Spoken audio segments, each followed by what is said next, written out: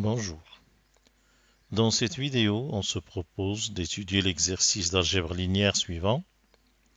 Dans l'espace vectoriel réel des applications de R vers R, menu des lois usuelles, loi interne plus loi externe point, on considère la famille de fonctions B égale l'ensemble f1, f2, f3, f4, donc fp pour p entre 1 et 4, définie pour chaque p par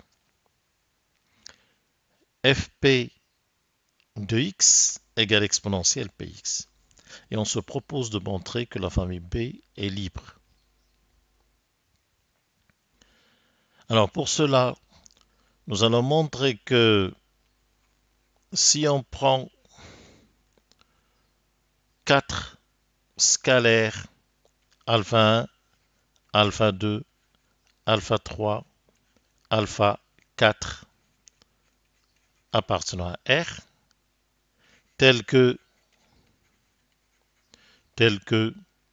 alpha 1 F1 plus alpha 2 F2 plus alpha 3 F3 plus alpha 4 F4 égale fonction nulle, élément neutre pour l'addition dans l'espace F, que nous allons noter θ, alors on peut en déduire que les coefficients alpha 1, alpha 2, alpha 3, alpha 4 sont nuls.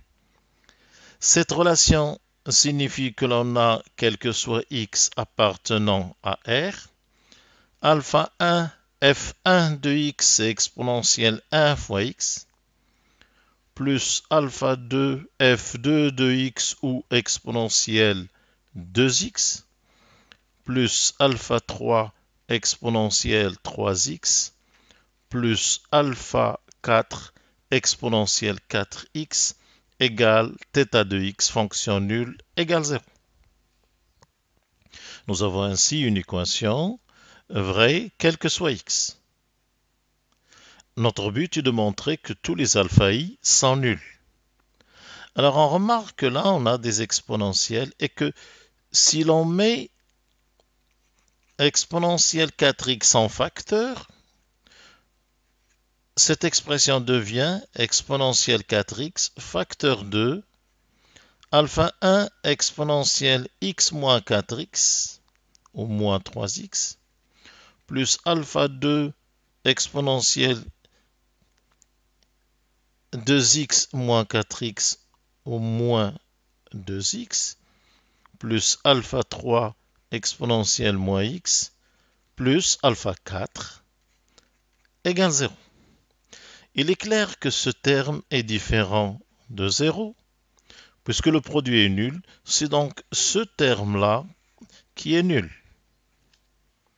Et on se ramène donc à, quel que soit x appartenant à R, alpha 1 exponentielle moins 3x, plus alpha 2 exponentielle moins 2x, plus alpha 3 exponentielle moins x, plus alpha 4 égale 0.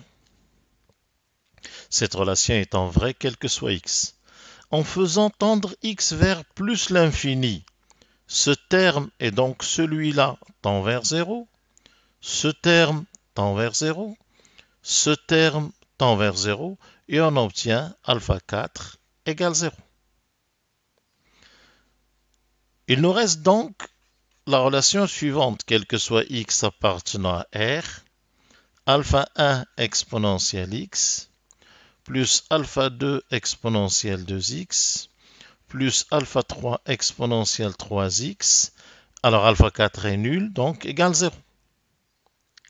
On va procéder de la même manière.